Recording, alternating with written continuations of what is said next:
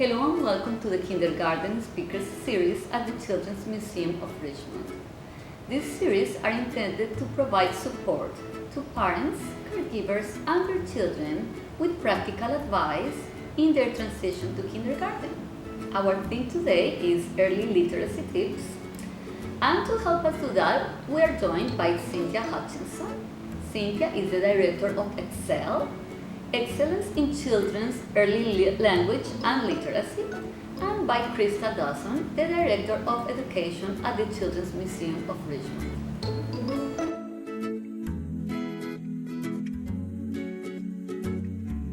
I'm Krista Dawson, the Director of Education here at the Children's Museum, and I'm here with Cynthia Hutchinson, my friend and also partner, and we're here to talk about literacy. And Cindy, I think I met you when I was doing early literacy outreach work for Richmond Public Library, and you were working on a big federal grant. Tell us a little bit about what you do.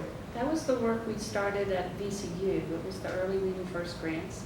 We had 3 consecutive ones, starting in 2004, I think, went to 2012, and we met along the way because we wanted to partner with community resources and have families really begin to go understand the role of the libraries in the community and the amount of resources they could get from the community. So I was working with teachers and families all through those grants, and we started ExCELL around.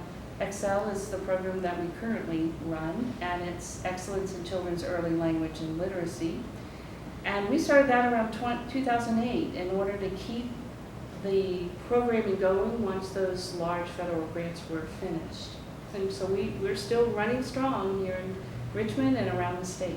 So we're probably 2 good people to talk about early literacy. I was a kindergarten teacher, then I did early literacy work, and now I work at the museum where learning through play is what we do.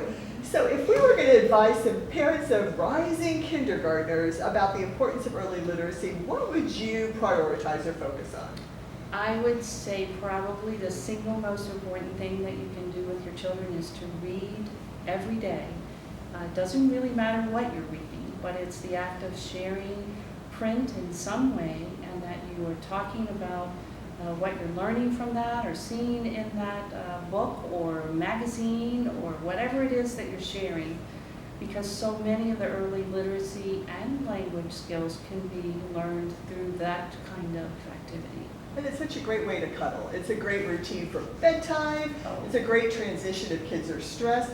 In fact, there's a lot of great getting ready for kindergarten books that will help you ease those anxieties, both for you as the mommy and parent and whoever you are as the caregiver, and also for that child. Yes, yes. They actually have a lot of evidence from the field that the bonding that happens in those moments when you're real close together looking at a book is just as important as anything else, because it's in that sharing about what you're doing together that's so important.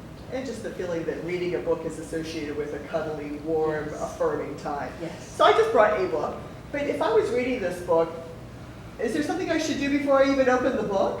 Well, we often say it's important that children learn how to make sense out of what this cover is, and so you talk about where the title is and what the title is, point it out, who wrote the book, the author, and who drew the pictures or took the photographs, and that's the illustrator or the photographer. This time I just have one guy who did both. That's right, that's right. So if I'm reading this book, obviously I'm not going to be holding it this way, I'm going to be reading it with my child, but just if I'm not a great reader or I speak another language, I shouldn't bother to read this book, right? Oh, that is such a fallacy. A lot of times, even for the youngest children, or children that are really not into books, looking at those pictures and talking about what you see, and actually often you make up a story that's very much like the story that's written. Well, and I love the idea of a picture walk, and that's kind of what she's illustrating. You just talk about what you're seeing in the picture, and I love it for things like this little yellow bird showing up. I can notice that bird every page and see where that bird is and wonder why that bird's showing up, and then go back and read the story and get that confirmed or be surprised. Well, I stopped on this page, and there it is, the alphabet, and most parents will say, oh, my child knows the alphabet. And they can sing the whole alphabet song from A to Z, so they know their alphabet, right? they know something about the alphabet. That's They true. can sing the song. One of the things that we want to make sure we do over time is to add that printed symbol to the singing of that alphabet. So as you're singing this alphabet, it will be very helpful for children to point to letters so that they are associating the printed symbol with that letter name that you are singing in the song. Well, and I like to mix it up too because there's LMNOP. Oh, that. And what letter is You LMNOP? want to slow down on LMNOP because they really do hear that as one letter. And then I just was at a workshop and they said NZ. Yes. And they think this is NZ. Sometimes you can sing different tunes. You can sing the alphabet song to different tunes, and that LMNOP doesn't happen. Yes, I like this old man. You want to do it with me? Well, you might have to start that one. I know Okay. another one. Oh, I'll do mine. A, B, C, D, E, F, G, H, I, J, K, L, M, N, O, P, Q, R, S, T, U, V, W, X, Y, Z. And it slows that down. And I'm not even a good singer, so no excuses. You can sing too. So I love this letter because I bet. it's my letter. I love this letter because that's my name, Cindy. And ours could sound the same. They both could be, but Actually, we didn't even think about that. But yours is, so that's a tricky thing. So It is a tricky thing. that's a great conversation, and it came up really naturally as we were just sitting here talking. Mhm. So I'm thinking about this, and I'm seeing a sign, and I saw a sign earlier on in the book, and that made me think of environmental print. I think that's a great early literacy. Kids feel such success when they see a stop sign, and they know stop. And then you can really expand on that. Mhm. Yes, the red sign in its entirety is a stop sign, but then being able to recognize the STOP, spell stop, and then connecting that S back to Yes. something else. Yeah, and environmental print is all around us, everywhere we go.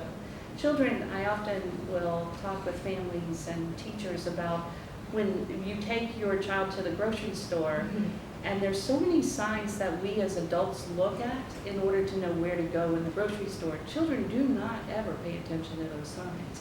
And so until we intentionally draw attention to those signs, they're not likely to notice them. And there's so much learning that can happen very authentically. It's not like a formal kind of learning experience. Right. It's just in the moment, you're using something that's engaging and interesting to your child. I think that's great. That, like the sign in this one, they might be looking at everything but that's not really relevant Yeah, because they're not readers yet. they're not readers. And I think that reminded me of when you're picture walking, or if a kid is listening to a story and looking at it, what are they focused on? They're focused on the pictures.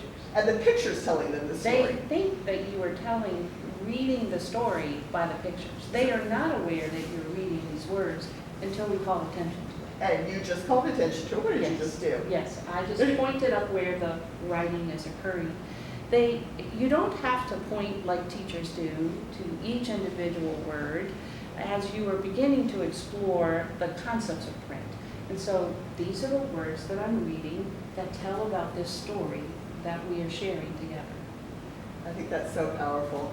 I think my biggest takeaway from all my years of teaching in early literacy is just the organic nature of doing it every day and making it a habit, and it naturally deepens, especially because kids love repetition. So if this becomes a favorite book, you're going to be reading this book a lot. Yes. And as a mom, I'm going to want something fresh in this book. Why do you think they want to have that book read over and over again? Because it's my favorite book. It is your favorite book. And you're also probably learning something more each time you read it. That's why children, it's very much like we keep watching the same movie over and over, or we listen to the same song over and over. There's something that draws us to that. And that's the same for children about books. They're still trying to figure something out or capture a favorite part that they really like to think about. Well, I can't tell you, that just made me think of like pop songs. And now that we have all these tools that you can quickly see the lyrics, I can't tell you how many songs I've known since I was a teenager that I'm just figuring out the lyrics on. So I'm still learning more and I'm going deeper when I get a new resource. Yes. And for a kid, this book can be a new resource every Yes, time. yes. So we're not selling this book. We're just using it as an example. Any book. Any book. That's Yeah. right. Yeah. Any other critical things we want to share with families just as a reminder, if you've got the 3, the 4, the kindergartner to be, or even a child that's already starting to read on their own? I would say you really want to try to meet them where they are. Some children won't sit very long verbal, and rather than try to force that in a way that feels negative, just do a few pages at a time, or allow them to pick something, allow them to turn the pages, allow them to have a little control in that read aloud. Because, like we said in the beginning, it's really more about what's happening here, around that story, because you're developing a love of looking and reading books, looking at books. And there's a lot of opportunity that presents itself if a child just notices something in the page, then stop and talk about that. Because you're building comprehension skills when you do that. And you know that the most important thing is to enjoy that moment. I will admit, I was a tired mother, and at night I would speed read. And I now, as a grandmother, never want to do that, because I understand it's so much more important about stopping, and even if I don't finish the story, it's more important that we're talking about something together from the story. Well, I think that made me think of a few things.